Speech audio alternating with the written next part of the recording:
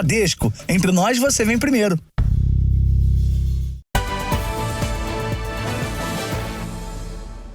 Boa noite. Boa noite. A fronteira de Rafah, que leva estrangeiros até o Egito, será reaberta amanhã. A notícia trouxe esperança para o grupo de brasileiros autorizados a deixar o enclave palestino, onde a situação está cada vez mais dramática. Hoje, 3 recém-nascidos que estavam internados em incubadoras no maior hospital de Gaza morreram. 36 ainda respiram com ajuda manual. O exército israelense prometeu facilitar as transferências.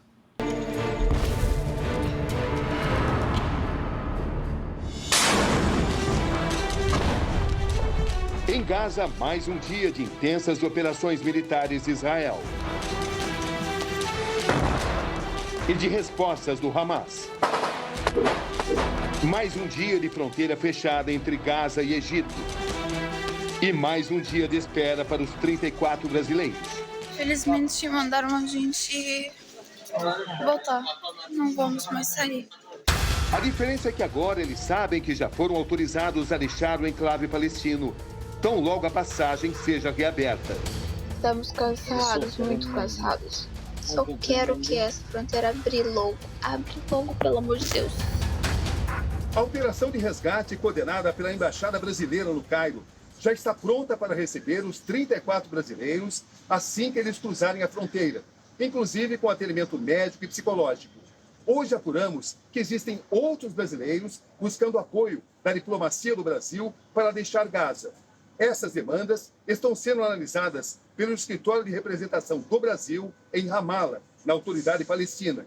Mas, por enquanto, ainda não há previsão para uma segunda operação de resgate. Mas como reabrir a fronteira com hospitais cercados por tanques israelenses e sem atender a condição imposta pelo Hamas? A transferência de palestinos feridos em um grande comboio de ambulâncias do norte sob ataque para o sul, onde está o caminho para deixar Gaza em direção ao Egito. A negociação passa por algum tipo de controle nos comboios, feito por organizações internacionais, o que não é nada simples. E também pela necessidade do Hamas de reabrir a fronteira para receber os caminhões com ajuda humanitária em um cenário de colapso nos hospitais e de fome e sede de uma população à beira da exaustão. Israel faz esse tipo de ataque porque tem certeza de que os hospitais são usados pelo Hamas para ocultar suas fortalezas militares. E o próprio comboio também estaria sendo usado pelo mesmo Hamas para tirar de Gaza seus militantes feridos. Rafah, na fronteira com o Egito. A cidade onde se busca por abrigo e ajuda humanitária já não é mais sinônimo de segurança.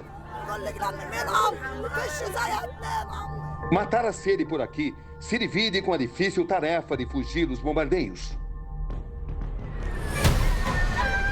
Perto dali, correria, em um beco estreito. Crianças e mulheres tentam achar uma saída. A passagem, tomada por dezenas de moradores, é também o caminho da destruição. Um prédio residencial é atingido pelo bombardeio.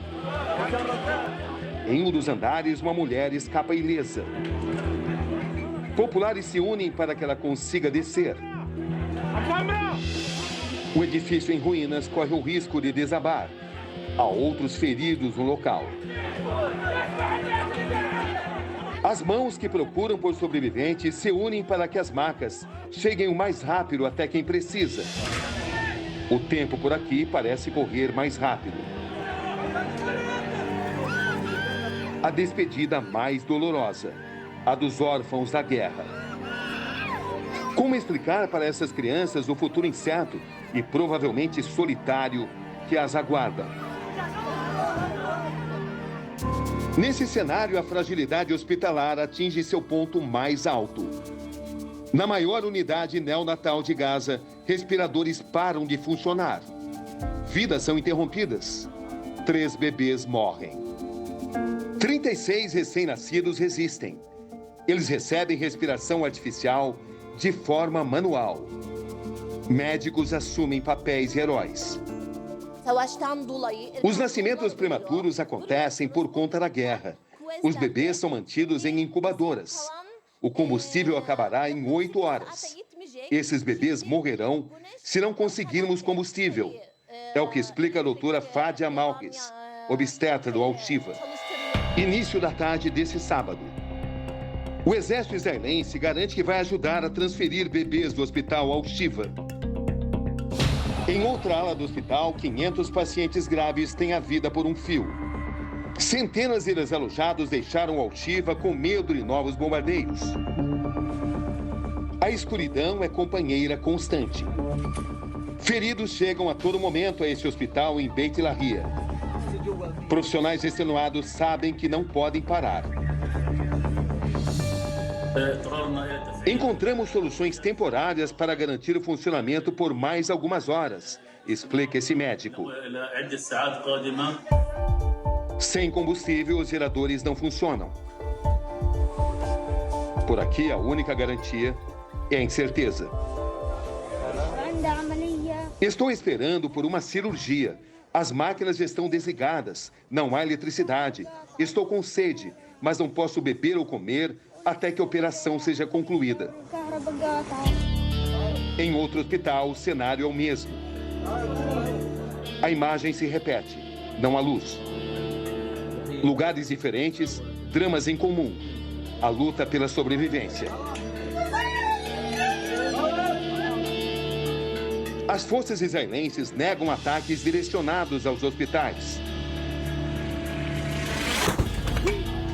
Mas confirmam confrontos com militantes do Hamas ao redor das unidades. Agora à noite, a administração da passagem de Rafah do lado de Gaza, portanto subordinada ao Hamas, anunciou que a fronteira vai ser reaberta nesse domingo, o que abre caminho para a vinda dos brasileiros. É claro que estamos falando de Gaza, onde tudo pode mudar em segundos.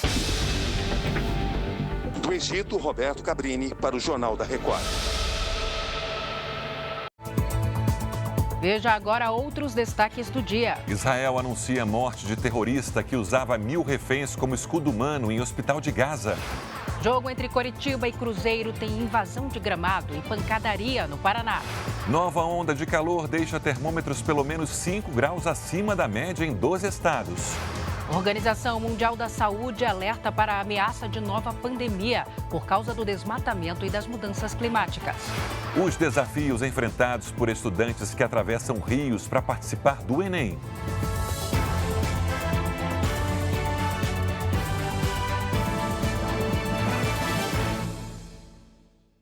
Oferecimento Bradesco. Empréstimo na hora em 3 cliques é fácil.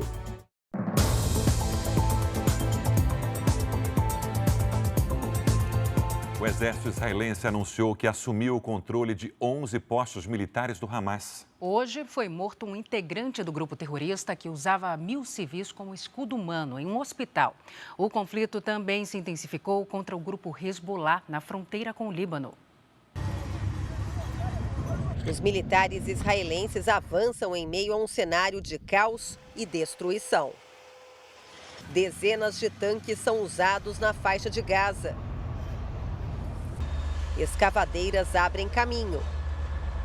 Os soldados conseguem entrar em locais perigosos. Desde o início da operação terrestre na faixa de Gaza, o exército de Israel tomou o controle de 11 postos militares do Hamas. Nas últimas horas, os soldados israelenses destruíram um túnel que estava perto de uma escola e bombardearam um depósito de armas usadas pelas forças navais dos terroristas. Em ataques aéreos, Israel disse que matou um integrante do Hamas, que mantinha pessoas reféns como escudo humano em um hospital na faixa de Gaza. Ahmed Sian era responsável por impedir que 1.000 civis deixassem a região sul, onde o conflito é mais intenso. Na fronteira com o Líbano, as tensões aumentaram. Hoje, Israel interceptou ataques do grupo Hezbollah. Os lançamentos foram detectados pelos postos de controle na região de fronteira e eram direcionados para a região norte do país, em um assentamento rural. Em resposta, o exército disse que atacou infraestruturas usadas pelos terroristas libaneses. Em uma conversa com soldados, o ministro da Defesa de Israel disse que o Hezbollah está arrastando o Líbano para uma guerra e que os civis podem pagar o preço do conflito. Hoje, o primeiro-ministro Benjamin Netanyahu esteve com soldados israelenses no sul do país. No local acontecem operações de vigilância. Agora à noite, israelenses organizaram protestos aqui em Tel Aviv, em Jerusalém e em outras diversas cidades do país. No dia em que os sequestros completam 5 semanas, a população voltou às ruas em apoio a um possível acordo para a libertação dos reféns. Em Tel Aviv, a multidão fez uma homenagem a um dos reféns, Sasha Tropanov, que hoje completa 29 anos. São crianças, são bebês. Isso não é uma guerra. São crimes que estão sendo cometidos contra civis. E eles precisam voltar, diz esta voluntária que coordena os protestos. Ariel, durante 25 anos, fez parte da unidade Duvdevan, um grupo de elite secreto especializado no combate às ações terroristas e que atua na faixa de Gaza. O ex-militar acredita que a guerra pode se prolongar por até 1 ano.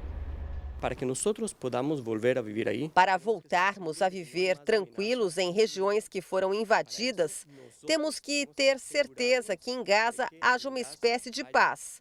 O primeiro passo para isso é assegurar que o Hamas não tenha mais poder e depois apoiar autoridades palestinas, afirma. Líderes árabes e muçulmanos se reuniram hoje em uma cúpula de emergência sobre a guerra em Israel. Todos eles condenaram os bombardeios de Israel na Palestina, mas não citaram as mortes de civis israelenses pelos terroristas do Hamas. Logo na abertura, o príncipe herdeiro da Arábia Saudita responsabilizou Israel pelos ataques em Gaza.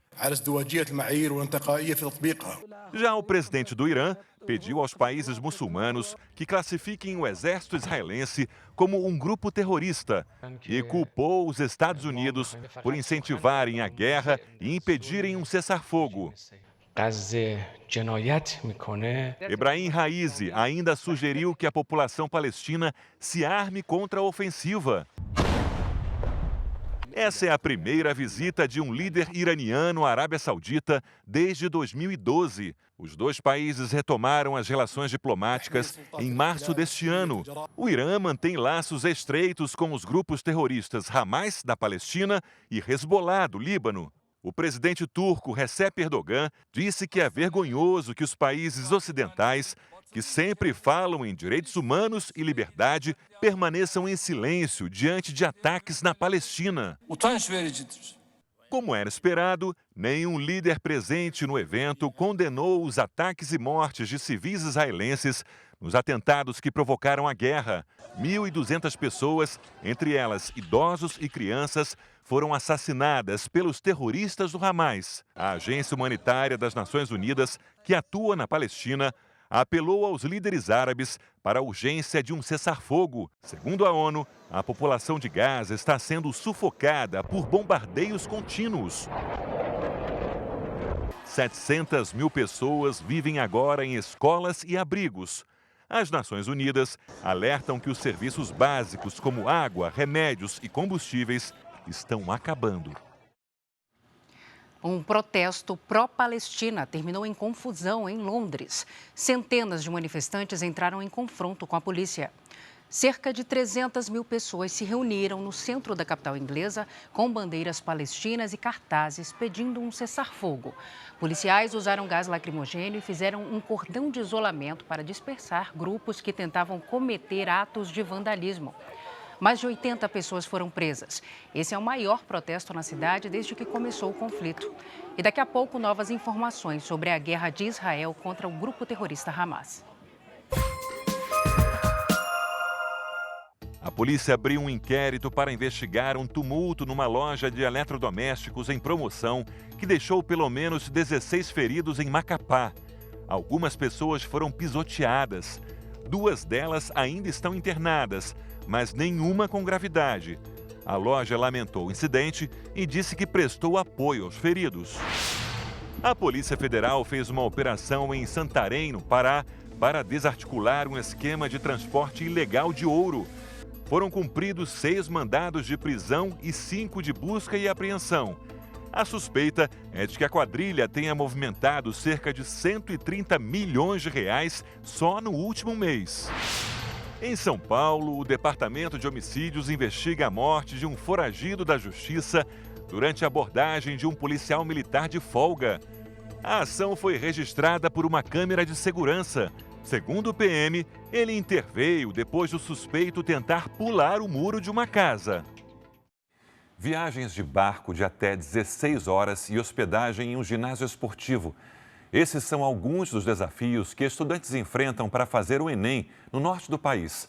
Muitas vezes, as dificuldades impedem que os alunos consigam fazer as provas. Para estes 27 estudantes do Amapá, a primeira experiência no Enem tem sido um desafio. Na semana passada, eles tiveram que fazer uma viagem de mais de 16 horas de barco entre o arquipélago do Bailique e a capital do estado, para a primeira etapa do exame. E por causa da distância, não voltaram para casa. Ficaram em Macapá para o segundo dia de provas. Agora a gente está mais ou menos, mas ainda está difícil. A gente ainda quer ir embora o mais rápido possível.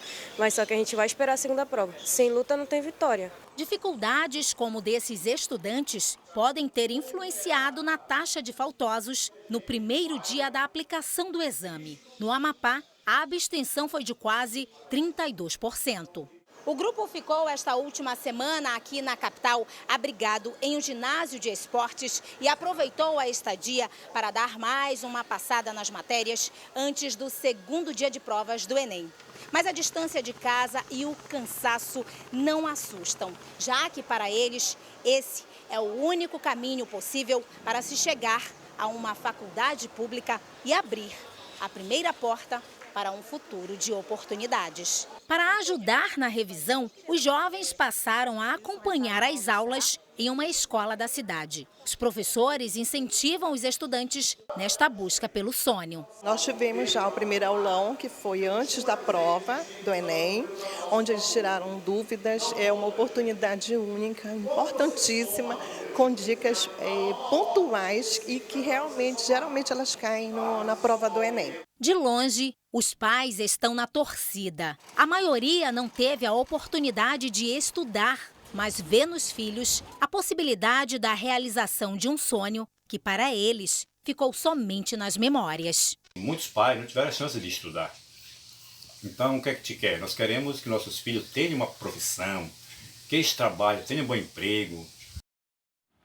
E ainda no norte do país, do Pará, 24 municípios já decretaram situação de emergência por causa da seca. Os turistas que costumam visitar Alter do Chão, no Paraíso, no norte do país, têm encontrado um cenário bem diferente. Pescar nos rios dessa região já não é a mesma coisa. A seca está morrendo muito peixe aí, daqui para frente acho que vai piorar, né? A seca mudou a paisagem em um dos pontos turísticos mais conhecidos da região do Tapajós, na vila de Alter do Chão. O turismo por aqui também foi muito afetado. Com o baixo nível dos rios, extensos bancos de areia se formaram nessa região. Pequenas embarcações que antes faziam a travessia das pessoas, agora estão paradas. É que dá para fazer esse mesmo caminho a pé. O cenário surpreendeu alguns turistas. Está vendo muito banco de areia, né? E antigamente era um pouco mais cheinho aqui. Pelo que eu ouvia falar, era mais cheinho. Vinha mais próximo aqui à borda da margem da praia, né? No Pará, 24 cidades decretaram situação de emergência por causa da estiagem.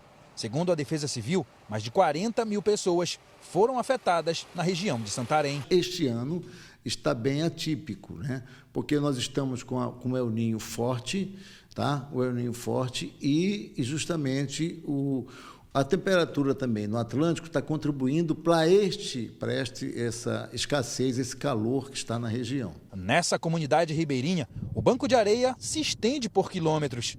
O recuo da água obriga os moradores a construir pontes de madeira para ter acesso aos vilarejos. A água nas casas vem do rio e só com a ajuda de um motor. Dezenas de embarcações estão encalhadas. Onde corria água, hoje virou área de pasto. A terra rachada é um reflexo da seca histórica nessa região. Hoje dá para caminhar tranquilamente no local onde há alguns meses era o fundo de um rio. 171 comunidades dessa região estão isoladas. O nível do rio Tapajós atingiu 12 centímetros, a menor marca registrada nos últimos 28 anos. Eu nunca tinha visto uma seca tão imensa como a gente está vendo aí, né? E prejudicou também os moradores, né? Foi obrigado muitos a saírem fora. E os que ficaram por aqui estão passando uma dificuldade tremenda, né? O Instituto Nacional de Meteorologia emitiu um alerta de uma onda de calor no centro-oeste e no sudeste do país. Isso significa que as temperaturas devem ficar até 5 graus acima da média em pelo menos 12 estados. A falta de árvores e o excesso de construções podem transformar parte das cidades em ilhas de calor, quando a temperatura nos centros urbanos é maior do que na zona rural. Pouco mais de 11 da manhã e as pessoas tentavam lidar com o calorão da forma que conseguiam. Essas jovens recorreram à água. Tá muito calor esses dias, principalmente aqui no São Paulo. Já os turistas gaúchos preferiram dar uma pausa no passeio para o sorvete. A gente não esperava que tivesse tão calor assim. Muitos prédios e pouco verde para refrescar quem está lá embaixo. Hoje, São Paulo voltou a registrar mais de 30 graus, segundo o Centro de Gerenciamento de Emergências Climáticas. Altas temperaturas também em outras partes do país, como em Goiânia, Cuiabá, Campo Grande e no Rio de Janeiro. No interior de São Paulo, calor forte também em Ribeirão Preto. As grandes cidades se tornaram ilhas de calor. É como se estivessem dentro de uma bolha abafada. O fenômeno é resultado do crescimento pouco planejado dos centros urbanos.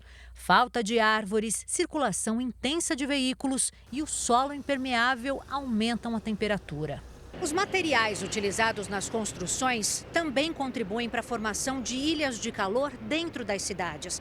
Prédios espelhados, por exemplo, passam o dia refletindo a luz do sol e ajudam a aumentar a temperatura da região. Precisa adaptar as cidades, a arborização urbana, os materiais de construção, a forma urbana, a presença de água no espaço urbano, no espaço público, para lidar com essas ondas de calor nesses momentos. Se às vezes a gente acha que está mais quente do que os termômetros marcam, tem uma explicação. É por causa da sensação térmica, calculada com base na temperatura e no vento. O calor muito forte, né? É meio complicado, mas tem que encarar o dia a dia. Este meteorologista explica que, para piorar, por causa do aquecimento global, o fenômeno El Niño contribui para os dias mais quentes. O que a gente está vendo agora é que parece que está mais para o lado seco e quente do que para o lado mais úmido, né? É bom a turma se hidratar, é bom ter aí todos os meios de minimizar os impactos desse período bastante quente e pouco chuvoso que a gente deve ter. Falando em calor, hora da previsão do tempo aqui no Jornal da Record.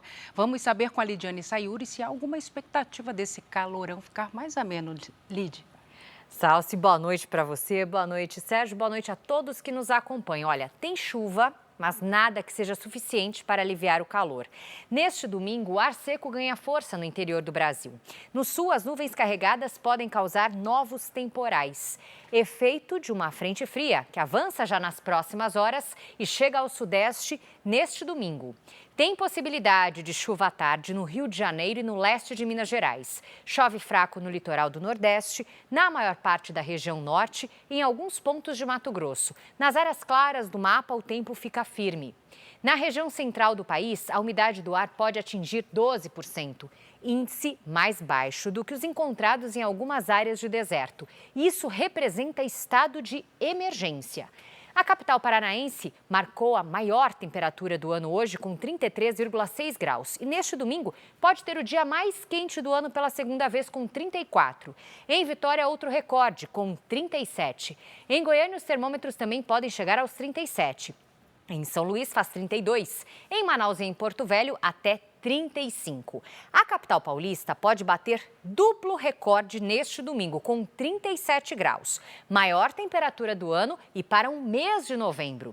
Campo Grande pode chegar novamente aos 39. Em Palmas, dia ensolarado com 37. No Rio de Janeiro, 40, com chance de temporais isolados à tarde. Em Brasília, o calor aumenta. Para quarta-feira, a máxima prevista é de 36. Se os termômetros registrarem 36,5, a capital federal terá o maior valor registrado desde o início das medições. Tempo Delivery, a Maria Inês é de Porto União, Santa Catarina.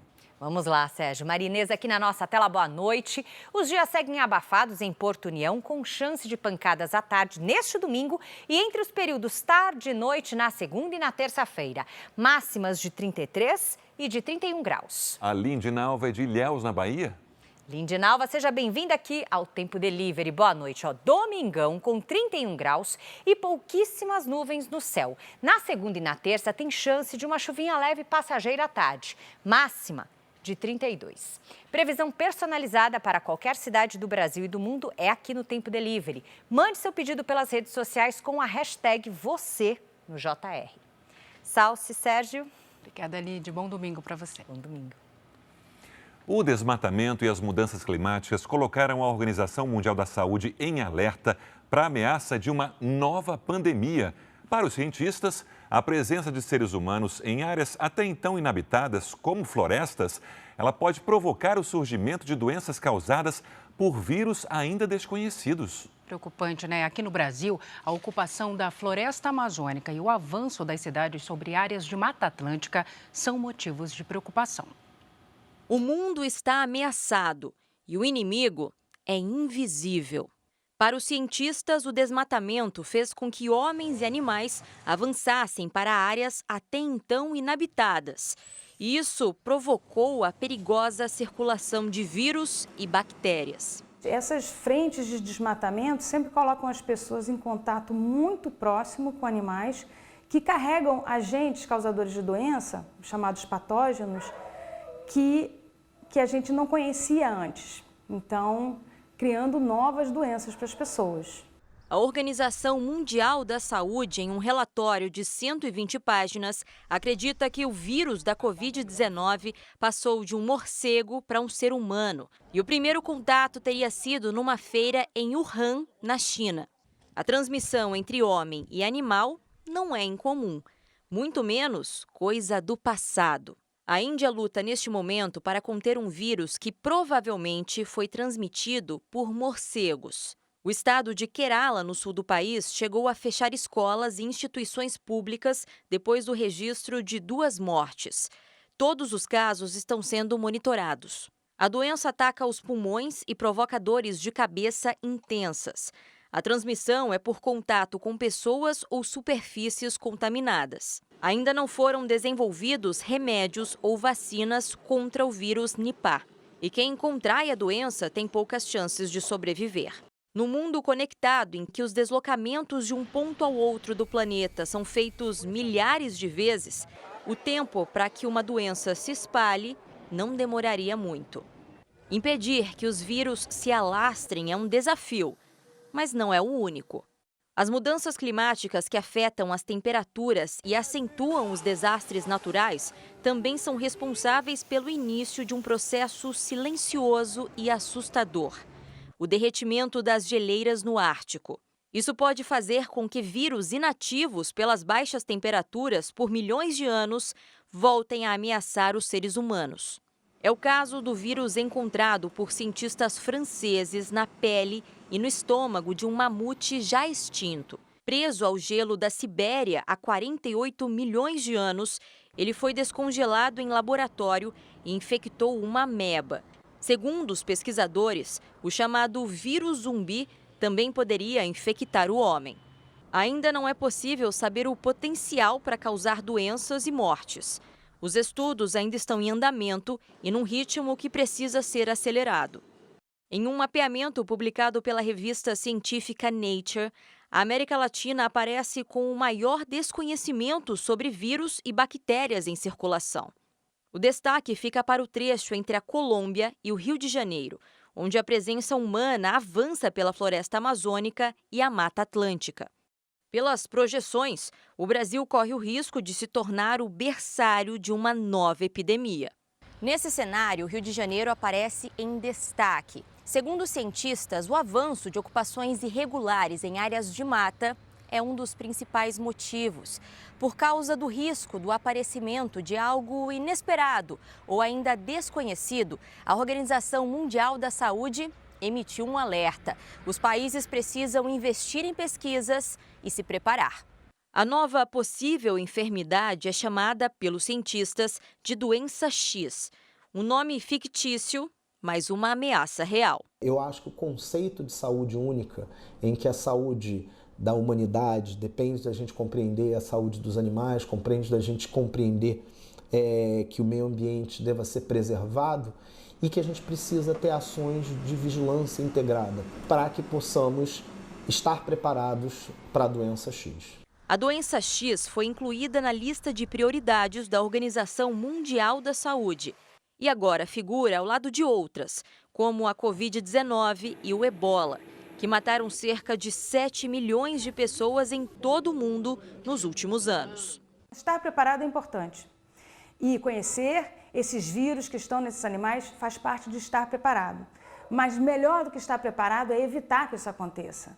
Deixa a floresta onde ela está, deixa os animais onde eles estão e a gente consegue desenvolver economia sem precisar destruir o nosso capital natural. Se a epidemia da Covid deixou o mundo paralisado e com medo, novas ameaças podem ser ainda mais fatais para a humanidade. Veja a seguir, a guerra em Israel, população de Gaza enfrenta surto de doenças por causa da falta de água. Daqui a pouco você vai ver que quem passa aqui pelo centro de São Paulo recebe um alerta dos moradores. Cuidado para o celular não ser roubado.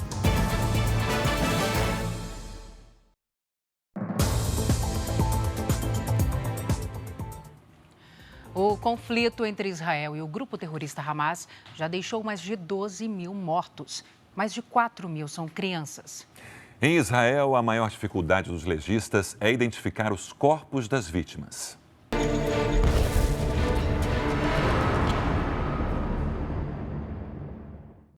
Helena Gondra é médica que fazia residência em Israel quando os primeiros ataques aconteceram. Ela passou a ser voluntária no Centro Nacional de Medicina Legal de Abu Kabir, em Tel Aviv.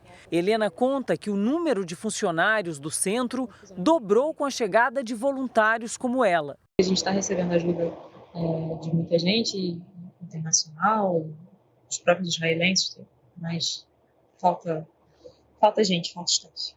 Além da jornada intensa e dedicação, a médica e os outros profissionais acabam conhecendo histórias de famílias inteiras. O que a gente faz depende muito do histórico médico, às vezes é implante dentário que a pessoa fez, ou algum tipo de cirurgia que ficou no osso ainda e a gente consegue reconhecer.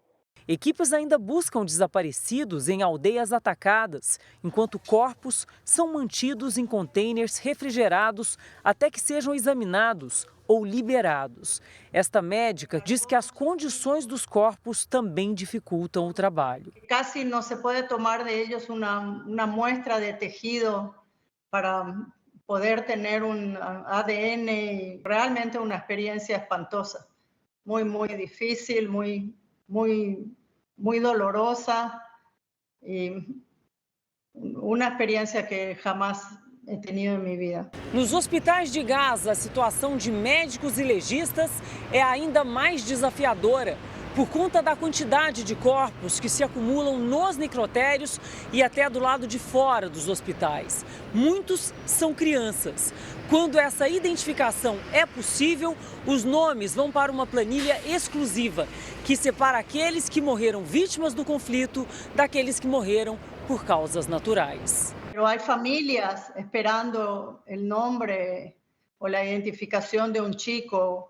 Tienen todos un número, es muy difícil dar un nombre, es muy difícil de explicar la experiencia misma como médico, como ser humano. E com mais de um mês, a guerra entre Hamas e Israel não faz vítimas apenas com os bombardeios. Em Gaza, as doenças se espalham, principalmente pela falta de água e saneamento básico.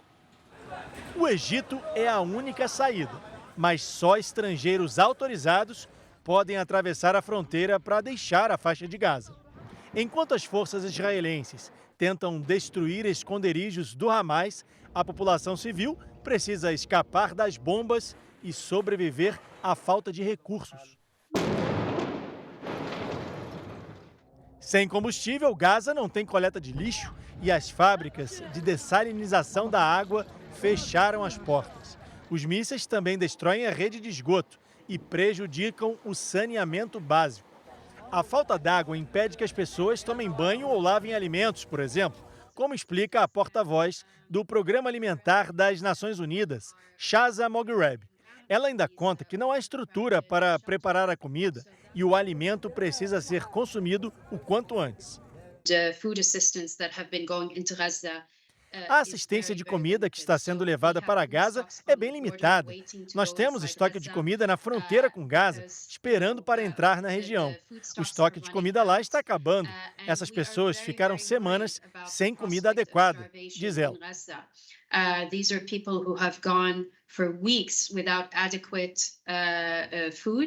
Quanto mais o conflito se estende, mais complicada fica a situação sanitária. Além dos feridos pelos bombardeios, os hospitais passaram a receber também mais doentes. Um levantamento feito pelas Nações Unidas aponta que 1,5 milhão de palestinos correm risco de contrair doenças infecciosas durante a guerra. Há surtos de sarna e diarreia na região. Só em outubro foram registrados mais de 33.500 casos de diarreia.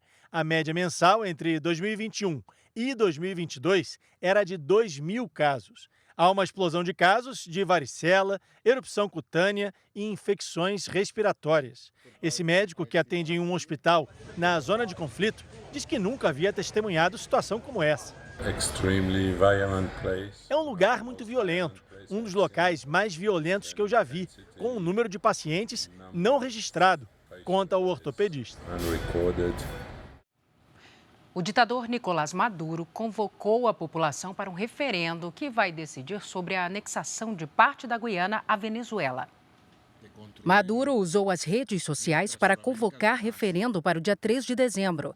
Ele diz que o objetivo é manter o que chamou de soberania e defesa territorial da Venezuela. A região, conhecida como Essequibo, fica no extremo norte da América do Sul e é disputada pela Guiana e pela Venezuela há mais de um século. O território é rico em recursos naturais e representa mais da metade da área da Guiana. O governo do país, que também faz fronteira com o Brasil, disse que o referendo é um crime internacional e que a Venezuela tenta enfraquecer a integridade de um território que é independente. As autoridades ainda classificam a medida como uma ação provocativa e ilegal. O caso vai ser analisado pela Corte Internacional de Justiça, que se reúne na semana que vem em Haia, na Holanda.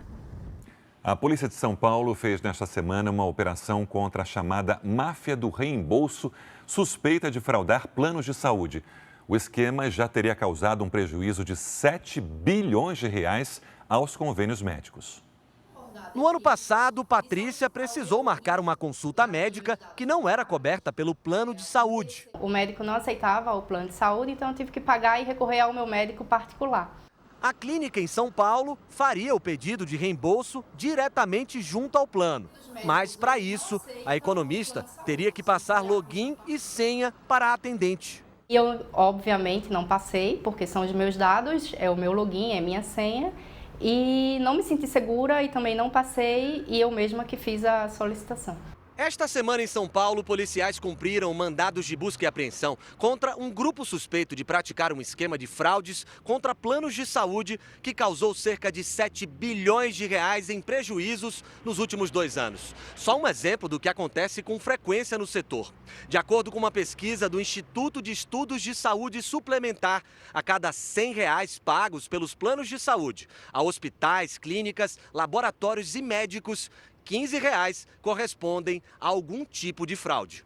Muitas dessas fraudes acontecem justamente quando as clínicas têm acesso indevido aos dados dos clientes dos planos. Se o tratamento custa X, eles colocam que o tratamento custa X mais 5, X mais 6, entendeu? Então essa pessoa, esse consumidor deve evitar de entregar o seu cartão e a sua senha para qualquer pessoa sob pena de ser um partícipe dessa organização criminosa. Para garantir mais segurança, Vários planos de saúde passaram a adotar a biometria facial, uma tecnologia que permite a verificação e autenticação de indivíduos com base nas características únicas da face.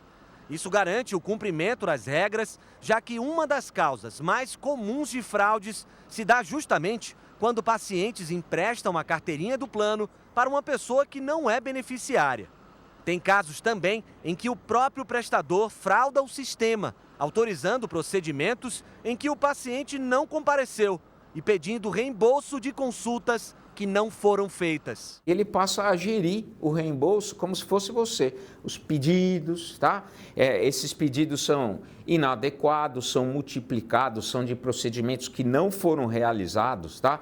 Em caso de procedimentos estéticos, eles trocam os códigos, né? De forma a lesar todo mundo. O plano da Patrícia já adotou a nova tecnologia. Ela já fez o cadastro biométrico e se sente muito mais segura. Uma vez que tem fraude no plano de saúde, os valores, no final das contas, quando tem um reajuste, cai no bolso de todo mundo. Então, o reajuste vem mais alto e todo mundo acaba pagando a conta por um ato indevido, né? Também em São Paulo, um celular é roubado ou furtado a cada 2 minutos.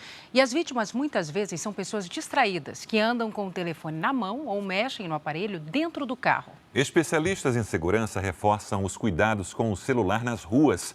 E para tentar alertar as pessoas desatentas nas calçadas, tem gente que grita para avisar sobre ladrões por perto. O rapaz está em frente à portaria de um prédio quando o assaltante aparece de repente. Aponta a arma e pega o celular. Os flagrantes se repetem nas calçadas, em ônibus e até no metrô. Para alertar possíveis vítimas, tem gente que grita para avisar se um ladrão está por perto. Prática que viralizou na internet depois que uma italiana gravou vídeos chamando a atenção de turistas. Attenzione pickpocket! Os casos são tão frequentes que fazem quem já passou por essa situação se preocupar com outras pessoas que também podem se tornar vítimas. Muita gente alerta quem passa aqui pelo centro de São Paulo a ter bastante cuidado para não facilitar a ação dos ladrões. Nessa rua, é comum ver o Fábio chamando a atenção dos pedestres. Moça, celular no bolso, hein? Ele já cansou de ver gente roubada em frente ao trabalho. É bem corriqueiro por aqui. Todo mundo já está bem esperto com isso aí. Entre março e setembro, no estado de São Paulo, foram mais de 172 mil roubos e furtos de celulares.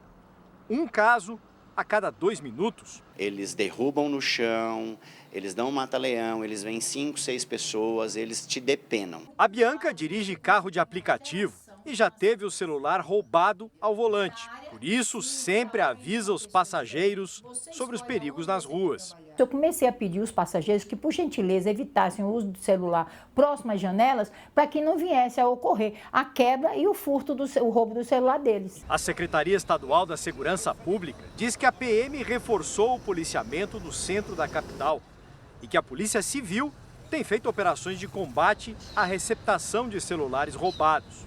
1.112 aparelhos foram apreendidos e 215 pessoas detidas de janeiro a outubro deste ano. O celular na mão é realmente atrativo e fica fácil para ser tomado. Tem que tomar cuidado dentro do veículo. Às vezes o pessoal coloca, né, ali na frente, pendurado no vidro da frente, e é um atrativo enorme, porque o camarada passa, verifica, ele quebra o vidro mesmo e toma o celular. Uma preocupação que a gente não deveria ter. Eu quero ter o direito sobre aquilo que eu comprei, de utilizar da forma que eu quiser, onde eu quiser. Porque a gente hoje anda fiscalizando o ladrão.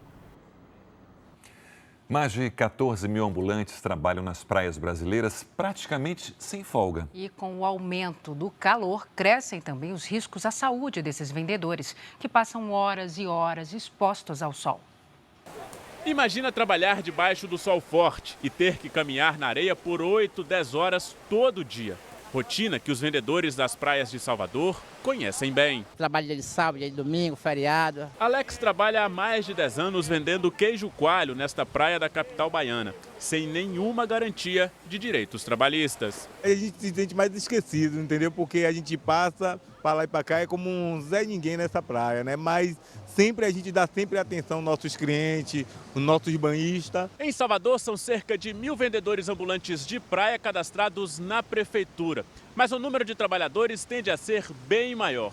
De acordo com o Ministério Público do Trabalho, a informalidade atinge 90% da categoria na capital baiana. Por causa deste perfil, a Universidade Federal da Bahia decidiu fazer um estudo inédito para investigar as condições de trabalho e de saúde dos vendedores. Essas pessoas vão ter muitas situações adversas, desde acidente de trabalho, com cortes, com queimaduras de sol, com queimaduras daqui um pouco fritando alguma coisa. A realidade dos ambulantes é parecida em outras cidades litorâneas do Brasil. São quase 8.000 quilômetros de praias que servem como local de trabalho para vendedores dos mais variados produtos. No Rio de Janeiro, são pelo menos 10.000 ambulantes. No Recife, 478 barraqueiros e 676 vendedores estão cadastrados.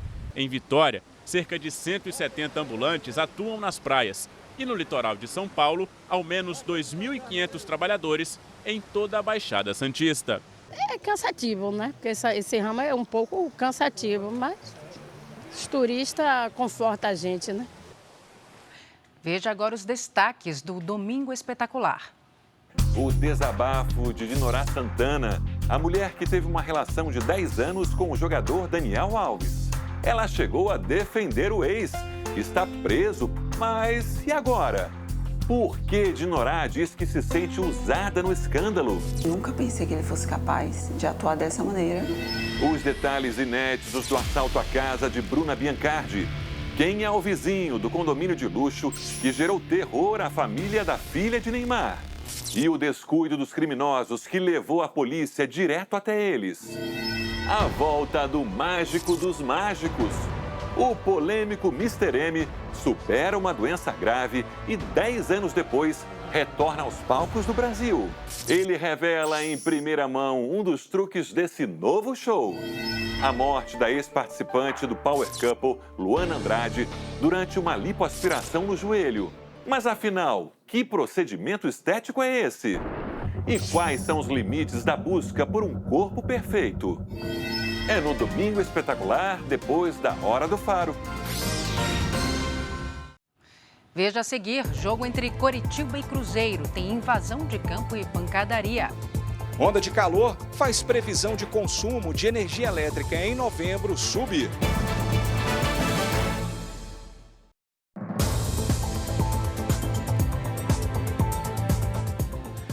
A onda de calor que atinge várias regiões do Brasil fez aumentar o consumo de energia elétrica. Em Goiás, um novo recorde foi quebrado por causa dos aparelhos de ar-condicionado e ventiladores ligados. Ana Paula é dona de uma padaria.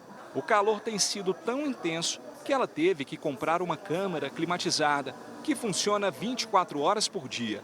Os pães não estragam, mas tem um preço.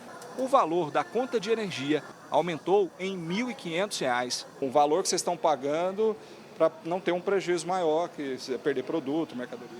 E isso tem que investir, mesmo sem poder, você tem que investir para ter um retorno, né? Não tem como você não ter a certeza que um pão vai ficar bom ou não, por causa do calor, cresce demais, não fica bom o pão. Agora, imagine só um estado inteiro lutando contra o calor.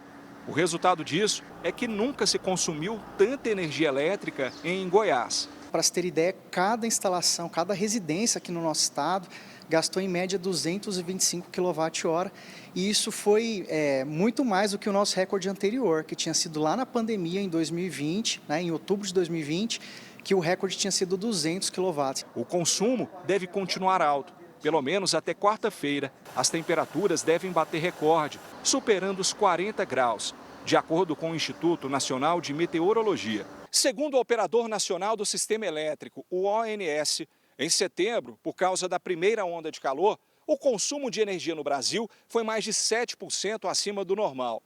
Para novembro, a previsão era de aumento de 7,6%, mas com a nova onda de calor, a estimativa foi revisada para 11%.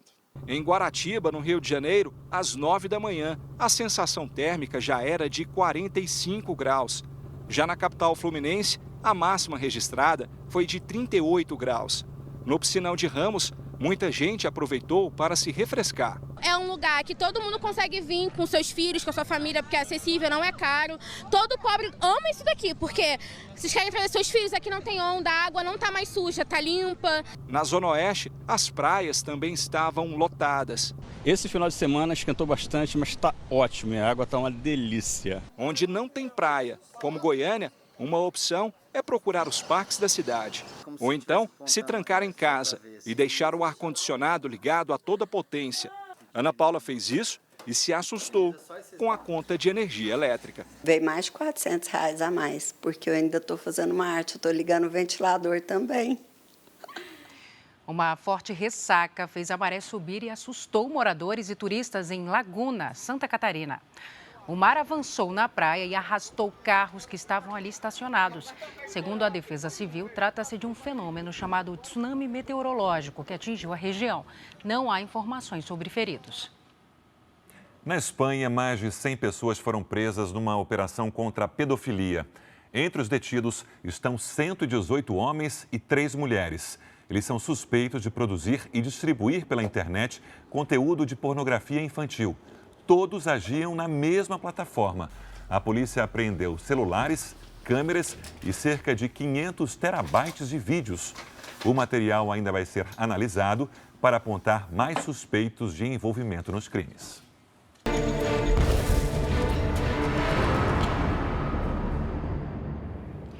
Voltamos a falar sobre a guerra no Oriente Médio. Hoje, o Hamas divulgou um vídeo mostrando combatentes do grupo terrorista no conflito contra Israel. Nas imagens, os integrantes do Hamas atiram contra israelenses na faixa de Gaza. A zona de conflito chegou na região central da cidade. Em comunicado, o grupo terrorista afirmou que destruiu mais de 160 veículos que pertencem ao exército de Israel desde o início da operação em Gaza. 25 foram destruídos nas últimas 48 horas. E 2 brasileiros presos por suspeita de planejar ataques contra a comunidade judaica passaram por audiência de custódia. Eles negaram envolvimento com o grupo terrorista libanês Hezbollah. Lucas Passos Lima e Jean Carlos de Souza foram ouvidos por videoconferência. Eles teriam sido contratados pelo grupo Hezbollah para recrutar outros brasileiros e realizar ataques a sinagogas e até mesmo à Embaixada de Israel.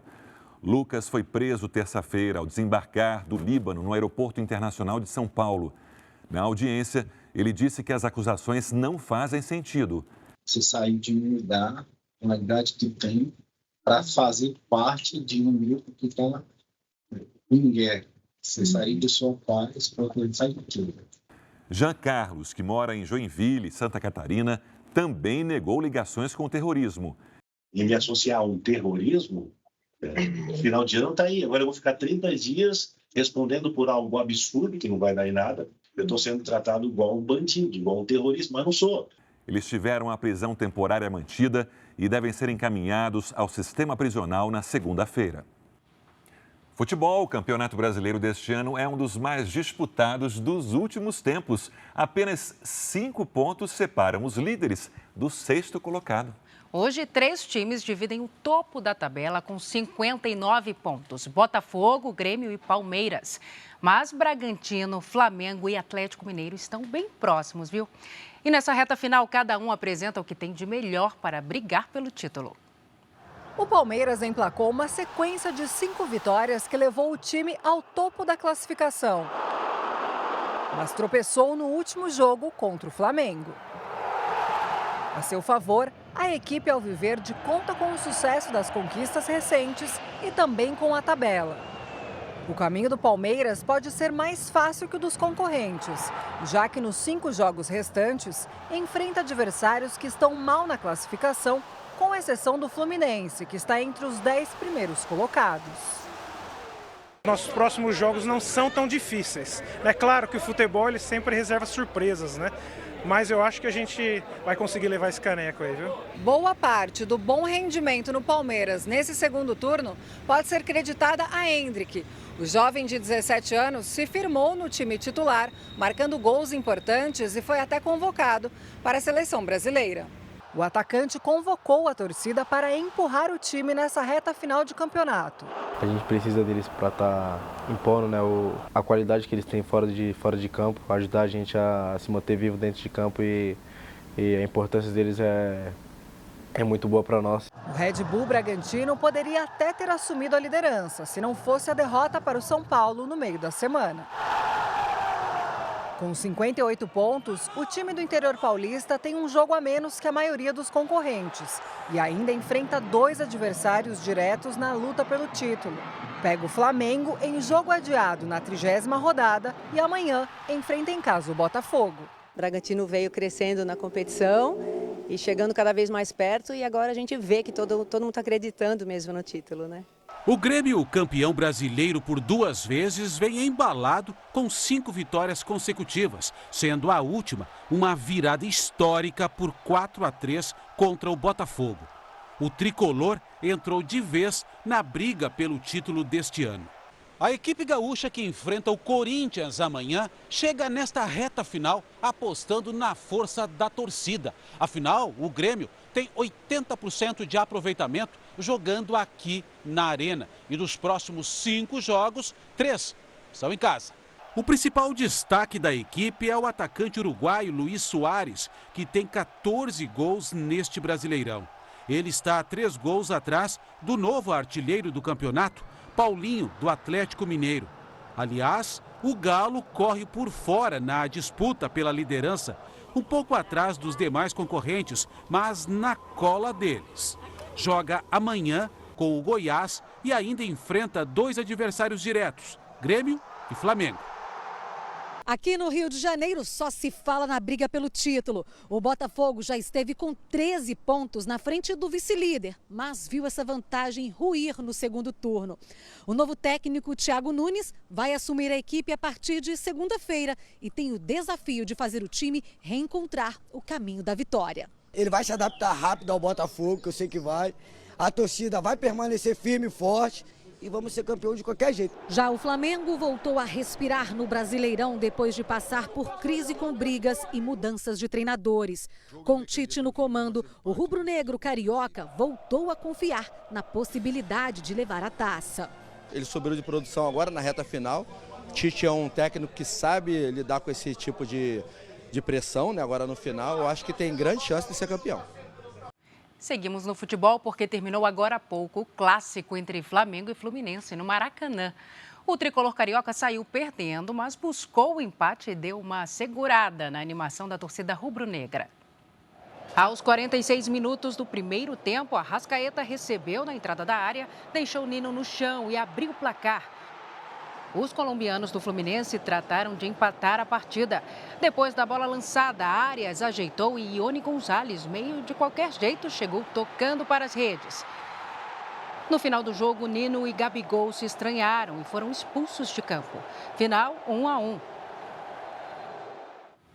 E a parte mais lamentável da rodada foi a briga entre torcedores do Cruzeiro e do Coritiba na capital paranaense. Os 2 times se enfrentaram pressionados pela luta contra o rebaixamento. Aos 45 minutos da etapa final, Robson aproveitou a bola levantada na área e fez 1-0 para o Coritiba. Após o gol, a torcida do Cruzeiro invadiu o gramado. Torcedores organizados do Coritiba também entraram no campo e houve conflito. A equipe de segurança do estádio e a polícia militar conseguiram conter a briga. Ninguém ficou ferido com gravidade.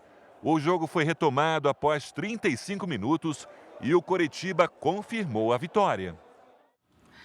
O presidente Lula sancionou esta semana uma lei que reconhece o forró como manifestação da cultura nacional. O ritmo, que nasceu no Nordeste, conquistou admiradores por todo o país ao longo dos anos. O som produzido pela sanfona, zabumba e pelo triângulo não deixa ninguém parado. E essa mistura recebeu o nome de forró. O ritmo nordestino ganhou o Brasil principalmente após a década de 1950, quando o mestre Luiz Gonzaga deu voz ao autêntico forró pé de serra. Eu sonhei que estava em Moscou, dançando pagode russo, na boate com essa cor. 70 anos depois, o forró foi se reinventando, ganhando outros ritmos e misturas. E continua caindo no gosto, ou melhor, nos pés de boa parte dos brasileiros. Com esse gingado, com a zabumba, né, com o triângulo, e a gente com essa animação de nordestino, que a gente gosta do forró, né? A gente tá com ele no pé sempre. Dá para ficar parado? De jeito nenhum. O forró foi declarado em 2021 Patrimônio Imaterial Cultural do Brasil. Agora, o gênero musical recebe uma outra conquista. Foi sancionada a lei pelo presidente Lula, que reconhece o forró como uma manifestação cultural nacional. Para a produtora musical e presidente da Sociedade dos Forrozeiros, Tereza Scioli, ao ser reconhecido como manifestação cultural nacional, o autêntico forró ganha ainda mais visibilidade. A sanfona é um instrumento belíssimo, lindíssimo. O som dela é maravilhoso e quando junta com o acústico da zabumba e o trilim-lilim do triângulo, né? Faz uma harmonia muito boa, uma harmonização perfeita.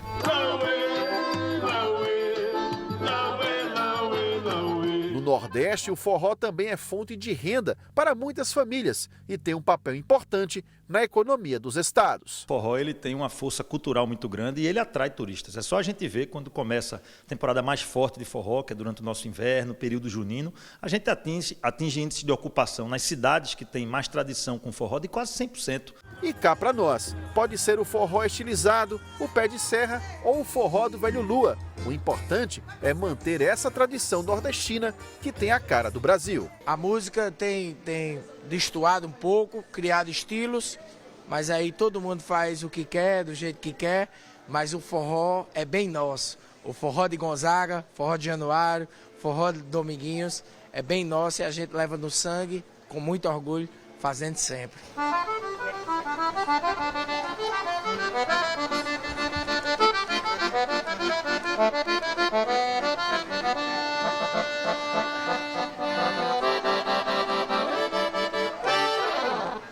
Ritmo irresistível.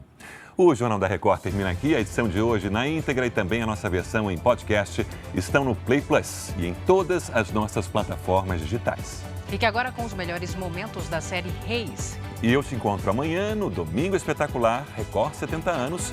Tem a sua cara. Boa noite. Boa noite.